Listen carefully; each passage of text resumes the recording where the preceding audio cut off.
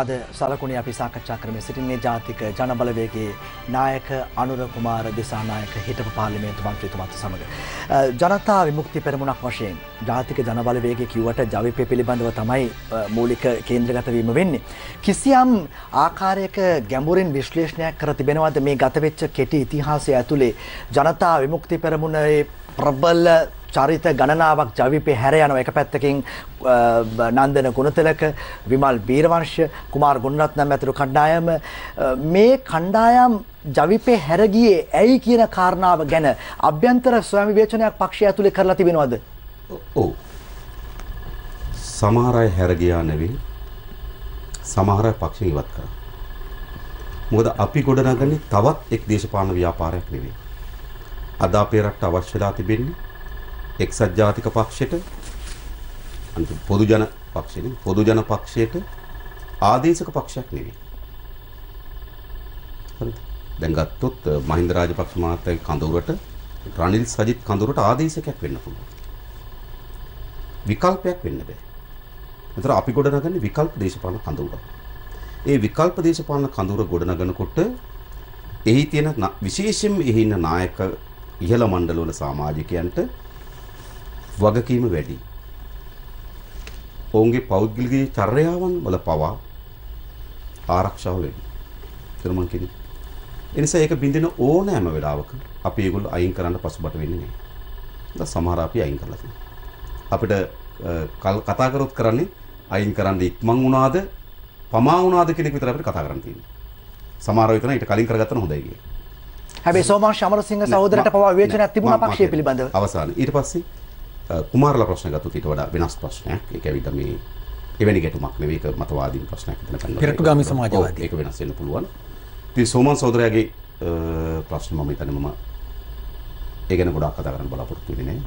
මොකද 1988-89 පසුව මේ පක්ෂය ආරක්ෂා කරලා මේ පක්ෂය නැවත ගොඩනගලා මේ පක්ෂයේ යලි අලුත් පරම්පරාවට බාර දීම සඳහා විශාල මෙහෙයක් කරේ සෝමන් සමරසිංහ සහෝදරයා. ඒ නිසා මම හිතන්නේ අපේ පක්ෂයෙන් ඉවත් වූාට පසුව කරන ලද සමහර චෝදනා හෝ විවේචනයන් හෝ මම ප්‍රතිඋත්තර සපයන්න යන්නේ නැහැ. දැන් මට ප්‍රශ්නයක් තියෙනවා. ඔබේ පෙරමුණේ දැන් මාලිමාවට එනකොට සංවිධාන 28ක් ගැන කියවෙනවා. මේ සංවිධාන අති බහුතරයක් NGOs. දැන් උදාහරණයක් විදිහට 71 සහෝදරත්ව සංසදය, Center for Dialogue, අලුත් පරපුර, අලුත් පියාපත්. ඒ වගේ දැන් ඔක්කොමට කියවන්න පුළුවන් සංවිධාන 28ම අති බහුතරයක් රාජ්‍ය නොවන සංවිධාන NGOs. දැන් ජවිපේ කියන්නේ එහෙම NGO එකක් නෙවෙයිනේ. එතකොට දැන් මේ රාජ්‍ය නොවන සංවිධානත් එක්ක මුහු වීම ජනතා විමුක්ති පෙරමුණ යම් දියවීමකට හේතුවක් වෙන්නේ නැහැ. රාජ්‍ය නොවන සංවිධාන කියලා වාර්තාකථනය කරන්නේ කොහොමද? දැන් උදාහරණයක් විදිහට අපි ගත්තොත් අලුත් පියාපත්. අලුත් පියාපත් කියන්නේ පැහැදිලිම වගකීමෙන් කියන්නේ ඔබට අලුත් පරපුර. වෙනම අර ඊනියා ජාත්‍යන්තරයේ යම් මග පෙන්වීම යටතේ ඒවට ඩොලර් වරදාන ලැබෙනවා. ඔවුන් වැඩ කරන්නේ වෙනම ආකෘතියක් ඇතුලේ පක්ෂ නෙවෙයි ඒවා. එතකොට උදාහරණයක් මම කිව්වේ. මම කියන්නේ ඔබ අලුත් පරපුරට හෝ අලුත් පියාපත් කියන සංවිධානයට කවර හෝ තැනකින් ඩොලර් ලැබිලා තියෙනවා කියලා ඔප්පු කරොත් ඒට අපි අයින් කරනවා පමණක් නෙවෙයි. හරිද? අපි අපේ දේශපාලනයකට නැවතිතා බලන්න. මම කියන්නේ පහුගිය කාලේ චමුදිත එක දේශපාලන කඳවුරක් විසින් ඒ කඳවුරේ මතවාදයන්ට එරෙහිව දේශපාලනය කරන හැම දිනාටම ලාභ ලෙස අලවපු ලේබලේ තමයි NGO. ඔබ හිතනවද? ඔව් මම හිතනවා. එච්චර සරලයි කියලා. එච්චරම සරලයි. එච්චරම අපිටත් කියනවා. ඒක මම කියන්නේ. හරි. ජනතා විමුක්ති පෙරමුණ කොහොමද NGO එක කියන්නේ? නෑ. ඒ අපිට එහෙම ඩොලර් ලැබෙනවා කියනවා. හරි NGO කියන එක ඩොලර් ලැබෙනවා කියන එක අර්ථය තියෙන්නේ. ඒ කියන්නේ මම කියන්නේ රාජ්‍ය නොවන සංවිධාන තියෙන පුළුවන් නේ. රජයට අදාළ නොවන ස්විච්චා සංවිධාන තියෙනවා, සමාජ ක්‍රියාකාරී සංවිධාන තියෙනවා. එතකොට විවිධ විභවයන්ගේ වැඩ කරන කණ්ඩායම් ඉන්නවා, ගොවි ව්‍යාපාර තියෙනවා. ඊට පස්සේ මොකද වතු ව්‍යාපාර තියෙනවා. හැබැයි NGO කියන ලේබල් එක ගහපුවාම ඒකේ ඇතුලේ තියෙනවා ජාත්‍යන්තර දේශපාලන උවමනාවකට මෙහෙවෙන ඔවුන්ගෙන් ඩොලර් ලැබෙන. ඕක තමයි NGO කියන එකට දීලා තියෙන. හැබැයි NGOs කියන අර්ථකථනයම එක්සත් ජාතික සංවිධානයට සම්බන්ධ එහි ලියාපදිංචි මව් ඒකක වලට සම්බන්ධයි. මම මේ කියන්නේ මේ ඔය ඒක ව්‍යවස්ථාපිත කතාව නෙමෙයි මම කියන්න හදන්නේ. සමාජ මනෝභාවය හදලා තියෙන චිත්‍රණය. කියන්නේ ජාත්‍යන්තර ආයතනවලදී මුදල් ගන්න ජාත්‍යන්තර න්‍යාය පත්‍ර වලට නැට වෙන්නේ. මගේ ප්‍රශ්නේ ගවේෂණාත්මක එකක්. මට ඒක නෙමෙයි. ගවේෂණාත්මකව ඔබ හොයාගත්තු තොරතුරු කිව්වොත් වඩාත් හොඳයි. 71 සංසදයේ මෙන්න මෙහිම රාජ්‍ය නොවන සංවිධානයේ අහවල් මෞසාකාවේ අහවල් මෞසාකාවේ සාකාවක්. එහෙම ඉතින් කාටද ලංකාවේ නෑ ඔබ ගවේෂණ කරලා තියෙනවා. කාගේ ගිනුම් දුහයන්න පුළුවන්. නෑ ඔබ ගවේෂණ කරලා තියෙනවනේ. ඉතින් ගවේෂණ කරපුව ඔබට හොයාගන්න බැරි නම් කාටද හොයාගන්න බැරි? දැන් පාර්ලිමේන්තුවේ මම කියන්නේ ඒක තමයි. මේ එක රාජ්‍ය නායකයෙකුගේ දේපොළ හොරකම් කරපු දේවල් හොයාගන්න පුළුවන් වුණාද ඔබට? හරි මම මේකේ මේ සියල්ල කුප්‍රකට නැද්ද මේ ගනුදෙනු? ඒ ඔක්කොම කුප්‍රකටයි.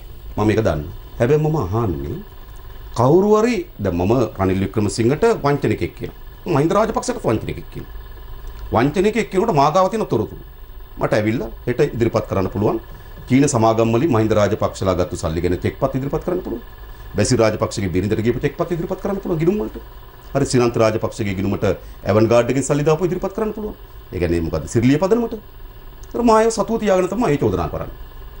මා කිසිදු සංවිධානයකට පුද්ගලයෙකුට එවැනි අර විනාශකාරී චෝදනාවන් ඉදිරිපත් කරන්නේ නැහැ. තොරතුරු නැහැ. හොඳයි දැන් ඒ නිසා චාපා ඔබට මේ වෙලාවේ නැත්නම් ඔබට මේ වෙලාවේ නැත්තම් නැති වෙන්න පුළුවන්. හැබැයි මම ඔබ අපිට කරන උදව්වක් හැටියට මම ඉල්ලා හිටනවා මේ කවරෝ සංවිධානය ඔබ දැන් නම් කරා කවරෝ සංවිධානයකට කොතනින් හරි ඩොලර් ඇවිල්ලා තිබෙනවා. කොතනෝ ජාත්‍යන්තර න්‍යාය පත්‍රයකට කටයුතු කරමින් තිබෙනවා නම් ඒක මට සාක්ෂි සහිත පෙන්වන්න. ඔබ කියන විදිහට නෑ මම අහන් ඉන්නේ නොම ගැන නිසා.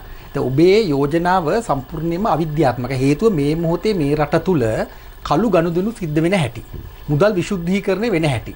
ඩොලර් අතයටින් ගලාගෙන යන හැටි. ප්‍රසිද්ධ පක්ෂ පව. ඔබ හිතනවාද මේ රාජ්‍ය නොවන සංවිධාන අපිට එහෙම හොයන්න පුළුවන් කියලා? නෑ මම කියන්නේ සමුතිත මේ භාවිතය ගැන මම කියන්නේ චාපයික නෙවෙයි. ඔයා මට කියන්න මේ ඔයා මට කියන්න ඕනේ එහෙම නෙවෙයි. ඔයා මේ සංවිධාන ගන්න අපිට මේ චෝදනාව එල්ල කරන්නේ. මම නම් සමුතිත එවැනි චෝදනාවක් එල්ල කරනවා මම සාක්ෂිසහිතව. මට අනුමාන කියන්න හොදනේ. හරිද? ඒතර මට ඒ වගේම පෙරලා මම කිව්වා මේ මම කළු මාහර කතාවක් තියෙනවා. හැම කෙනා මේකට අහු වෙලා තියෙන්නේ. ඒ කුමන්ත්‍රණ කරුවන්ගේ කොටස් කරුවා හැම කෙනාම ඩොලර් වෙනවා. චාප ඔයාටත් එනවා. කියලා මට කියන්න පුළුවන්. ඊට පස්සේ මගෙන් ඇහුවොත් මගෙන් ඔප්පු කරන්න. නෑ ඔප්පු කරන්න බෑ. මේ වගේම ඉතිහාසෙ මේවා දිගහැරලා තියෙන මාර කුමන්ත්‍රණකාරී විදියට. ඒ නිසා කොහොමද මම ඔයාට සල්ලි දාපුවා ඔප්පු කරන්නේ? ඒක සාධාරණ නෑනේ. ඒතකොට ලංකාවේ රාජ්‍ය නොවන සංවිධාන නැද්ද? තියෙනවා. ඒවා ලියාපදිංචිලා තියෙන කොහෙද උන්ට එන මුදල් කොහෙන්ද හොයාගන්න පුළුවන්? ඒවා ලියාපදිංචි වෙලා තිබෙනවා. උන්ට මුදල් ලැබිලා තිබෙනවා. සමහර ඒවා උන් ප්‍රසිද්ධියට පත් කළා තැනට මුදල් ලැබුණු ආකාරය සමහර ඒවා ගොඩක් ඔබ කියන්නේ වගකීමෙන්ද මේ රටේ සියලුම රාජ්‍ය නොවන සංවිධාන NGOs මේ ගමේ තියෙන ප්‍රජා මණ්ඩල නෙවෙයි. ඔය පටලගන්න. ලියාපදිංචි වෙලාද තියෙන්නේ? එහෙම ක්‍රමවේදයක් තියෙනවා ලංකාවේ. මම මේ ඔක්කොම ගැන වග කියන්නේ නැහැ. එහෙම ක්‍රමවේදයක් ලංකාවේ තියෙනවා. මට ඔක්කොම ගැන වග කියන්න අවශ්‍යයක් නැහැ. මම වග කියනවා අපේ සංධානයට සම්බන්ධ වී තිබෙන සංවිධාන පිළිබඳව. ඒ වගකීම මම දරන්නේ. අනිත් NGO වලට සල්ලි එනවද නැද්ද? ওই පුද්ගලයාට එනවද නැද්ද කියන මම කියන්න ඕන කාටද? හොඳයි අපි කතා කරමු ඔතනින් අනිත් ප්‍රධාන කාරණාවට සාමාන්‍යයෙන් ජවිපේ පෙනී සිටියේ මේ රටේ තුන්වෙනි දේශපාලන බලවේගය වශයෙන්. එහෙම නැත්නම් අපි දන්න කාලේ සිටම ජනතා විමුක්ති පෙරමුණ එවැනි භාවිතාවක තමයි දේශපාලන කඳවුරය තුළ හිටියේ. දැන් මෙවර මැතිවරණය ඒ අතින් ගත් කල ජනතා විමුක්ති පෙරමුණ ජාතික ජන බලවේගයට තීරණාත්මකයි. ඔව්. අපි හිතනවා මේ 2020 මැතිවරණය තමයි අපේ රටේ මෑත කාලේ සිදුවන තීරණාත්මක මැතිවරණය. ඒ මොකද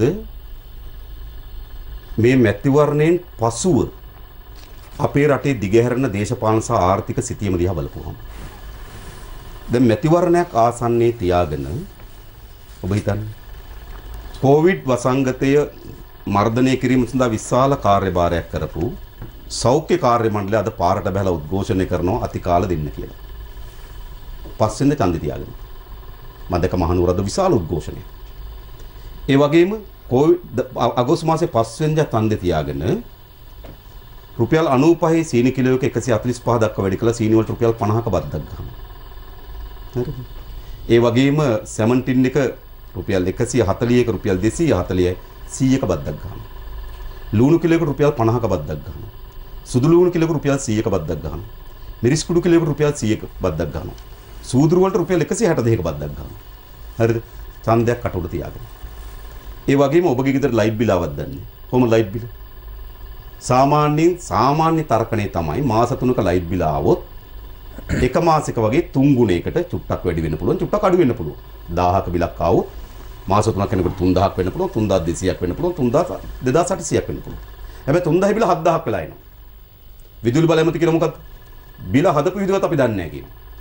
ඇමති කිව්වනේ. ඒතර මේ ඡන්දයක් කටුඩ තියාගෙන. මේ ඡන්දයක් කටුඩ තියාගෙන මිග්පහාර යානාවලට හවුල් වූ අයයි කියලා චෝදනා ලැබුවා. රතු වරෙන්තු නිකුත් කරපු. ඒ කියන්නේ ජාත්‍යන්තර රතු වරෙන්තුවක් නිකුත් කරා දුටුතැන අල්ලනු කියලා. එයාට තමයි කියන්නේ ලෝකහොරු කියලා. ලෝකෙම ප්‍රසිද්ධ කරා දුටුතැන අල්ලනු. ලෝකහොරේ. හරිද? එයා උදයංග විරුතුන් ගෙනලා සතියෙන් අපදීලා එළියට එනවා. මේ අගෝස්තු 5 ඡන්දය තියාගෙන. එයාබස් ගනුදෙනුවේදී කපිල චන්ද්‍රසේනගේ account එකට කපිල චන්ද්‍රසේනගේ බිරිඳගේ account එකට සල්ලි ගියපු බව ලන්ඩන් හයි කෝට් එකේ එළිදරව් වෙනවා. ඒ සල්ලි වලින් යම් ප්‍රමාණයක් ඕස්ට්‍රේලියාවේ පිහිටි කපිල චන්ද්‍රසේනගේ account එකට ගිය බව ඒ සල්ලි වලින් සැලකිත ප්‍රමාණයක් ලංකාවේ නිමල් පෙරරගේ account එකට ආව බව එළිදරව් වෙනවා. දත් ඔක්කොම නිමල් පෙරර අත්අඩු කරනවා සතියෙන් එළියට දානවා. අගෝස්තු 5 ඡන්දයක් තියාගෙන. හරිද? විශ්‍රාම වැටුප කප්පා ඒ කියන්නේ ජනවාරි මාසේ පළවෙනිදා ඉඳන් විශ්‍රාමිකයන්ට හිමි වැටුපක් තිබුණා. ඒක නතර කරා. විධායක සේන නිලධාරීන් රුපියල් 15000ක් දෙන්න ඊට ජනවාරි වල ඒක නතර කරා. පෝර හිගියක් ඇති කරා. දැන් ජනවාරි මාසේ 5 වෙනිදා සමාන. අගෝස්තු මාසේ 5 වෙනිදා මැතිවරණයක් තියාගෙන. සාමාන්‍ය කියන්නේ ඡන්ද කාලේ නපායි ඉන්ටර්වල් කියලා මේ නිකන්. හොඳ ළමයාගේ කාලේ. හොඳ ළමයාගේ කාලෙත් ආණ්ඩුව හැසිරෙන්නේ මෙහිමනම් අගෝස්තු මාසේ 5 වෙනිදාන් පස්සේ කවර හැසිරීමක්. මගේ ප්‍රශ්නේ උනේ ඒක නෙමෙයි. ජවිපේ තුන්වෙනි භූමිකාව. මම එතෙන්ට එන්නේ. ඒතකොට එතන තියෙනවා. ඊළඟ ඒ ඇතිවෙන තත්ත්වයට මුහුණ දීම සඳහා රනිල්ට හෝ සජිත්ගේ කණ්ඩායමට විය හැකිද? බෑ. හරිද? ඇයි? ඒගොල්ලෝ ඉන්නේ වර්තමාන ආණ්ඩුවේ ඇත්තටම රාජපක්ෂවරුන්ගේ අපමත තමයි ඒගොල්ලෝ ඉන්නේ. ඒ නිසා මැතිවරණයෙන් පසු වෙන ඇතිවෙන තත්ත්වයට නව ජවයකින් පණපෙවිය හැකි ව්‍යාපාරයක් ඕන. ඒක තමයි ජාතික ජන බලවේගය. ඒ ජාතික ජන බලවේගයට මුහුණ දෙන්න නම් තව ශක්තිමත් මුහුණ දෙන්න මේ මැතිවරණදී අපි තිබුණාට වඩා වැඩි ජයග්‍රහණක ප්‍රත්පත්. ඕක තමයි සාමාන්‍යයෙන් මතුවෙන ප්‍රධානතම තරකය. අපි උත්සාහ දරනවා. අපිට දැඩි විශ්වාසයක් තිබෙනවා.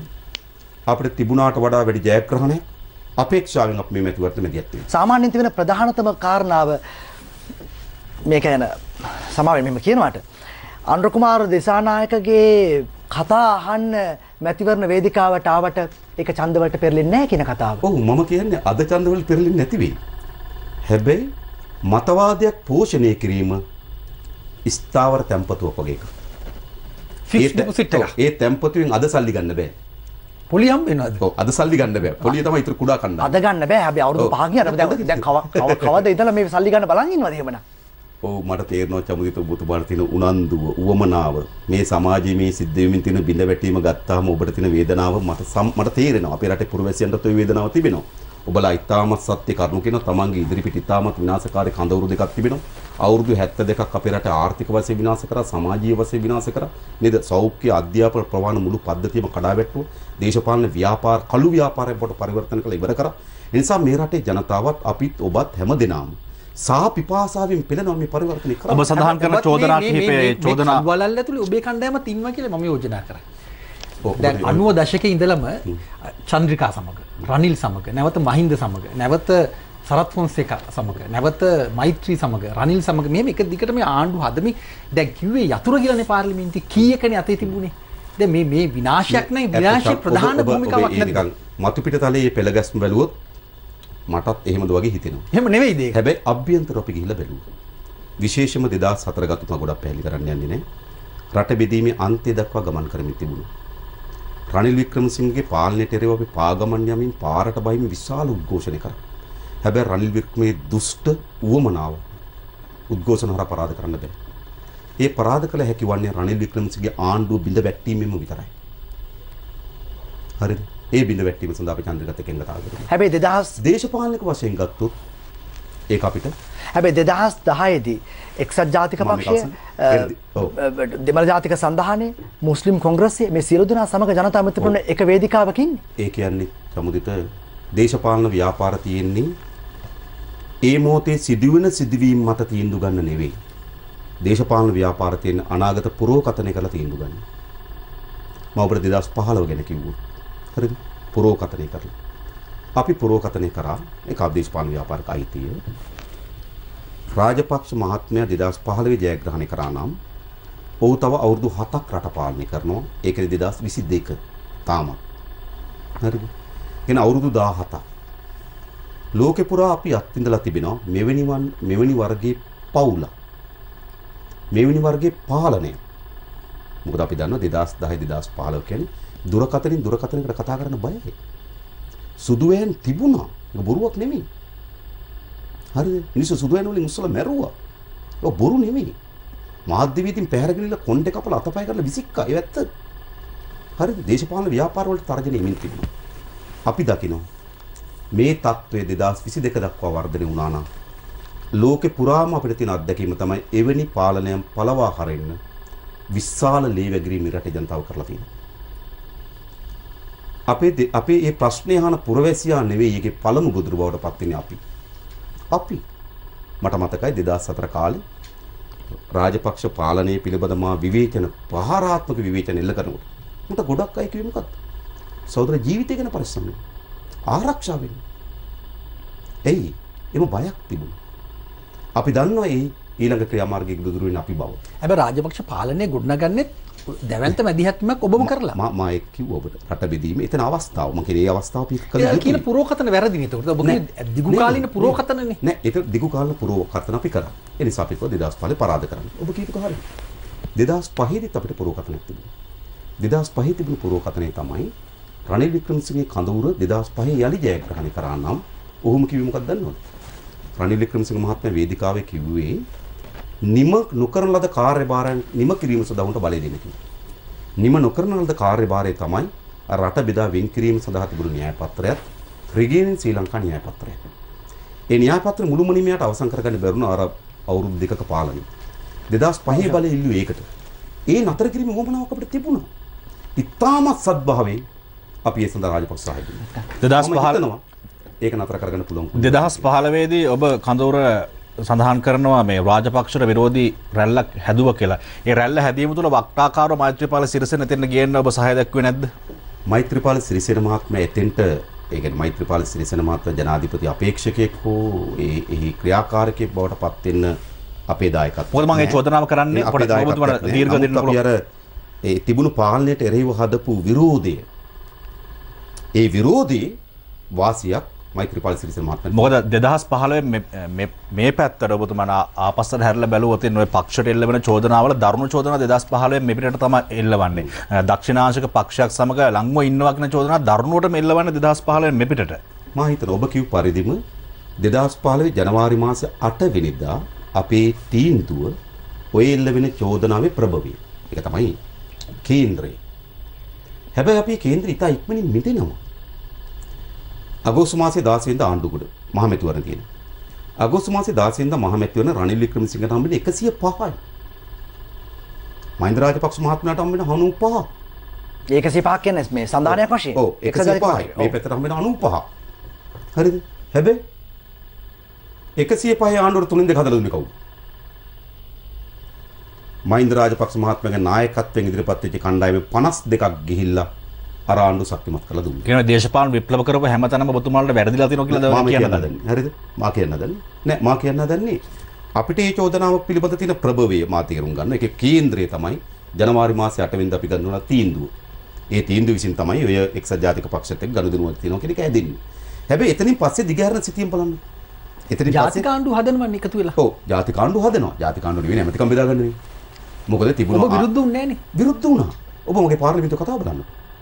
විරුද්ධ වුණා විතරක් නෙවෙයි අපි විරුද්ධව ඡන්ද ප්‍රකාශ කර අමාත්‍යවරු වැඩි කරගන්න එක. ඒ කියන්නේ මොනවා විරුද්ධ වුණත් ඒ වෙන්න ඕන දේ වෙලා ඉවරයිනේ. ඔව් සමහර දේවල් තියෙනවා චමුදිත සටන් වලින් නතර කරගන්න පුළුවන්. සමහර ඒවා තියෙනවා සටන් වලින් ඒකේ මුළු විනාශය යම් ප්‍රමාණයකට අවම කරගන්න පුළුවන්.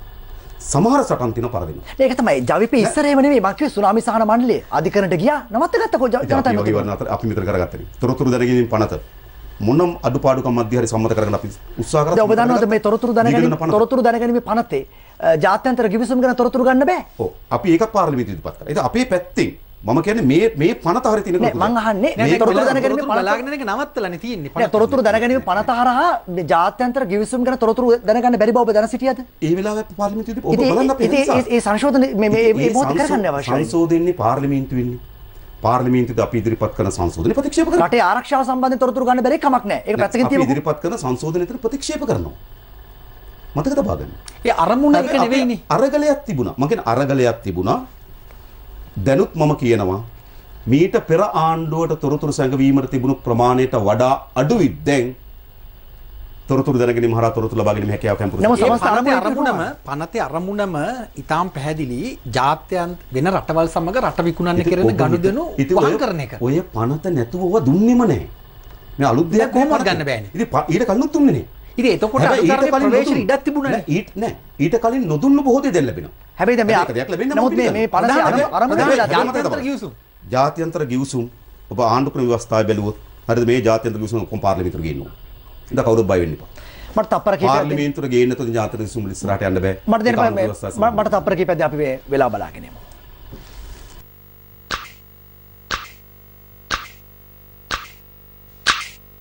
නව ලයිෆ් බොයි කහ ලයිෆ් බොයි කොහොඹ හැබැයි දැන් ඒ தත්ත්වයේ උඩ තොරතුරු දැනගැනීමේ පනතේ මූලික මුඛ්‍ය පරමාර්ථය ඉටු වුණා කියලා කියන්න පුළුවන්ද අපිට? ඉතින් මම කියන්නේ සමුදිත මේ අපේ ආණ්ඩුවක් නෙවෙයි. ඒ උගුලකට අහු වුණා නෙවෙයි. නෑ. මොකක්ද උගුල? උගුල ජාත්‍යන්තර ගිවිසුම්. ඒ කියන්නේ වෙන රටවල් වලට මේ රට ඇති කරගන්න කූට ගනුදෙනු වහන්න ගෙනාපු උගුලක් ඒක. යෝජනාව. ඒ උගුලට අහු මම හිතන්නේ ඔබට මේ පනත ගේන්න කලින් ජාත්‍යන්තර ගිවිසුම් ඔබට දුන්නාද? ප්‍රවේශය තිබුණානේ කාටරේ ෆයිට් කරන්න ඉඩක් තිබුණා. හරි. දැන් නොදෙන්න ඉඩක් නෑ. තියෙනවා. දැනුත් තියෙනවා. හරිද? ආණ්ඩු ක්‍රම ව්‍යවස්ථාව පනතට වඩා උඩින් තියෙන්නේ.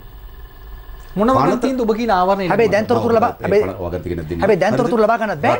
රටත් එක්ක ආර්ථිකම වශයෙන් ආරක්ෂක වශයෙන් බලපෑම් කරන ඕනෑම ගිවිසුමක් පාර්ලිමේන්තුවේ 3-2 අනුමැතියෙන් තොර සම්මත කරගන්න බෑ.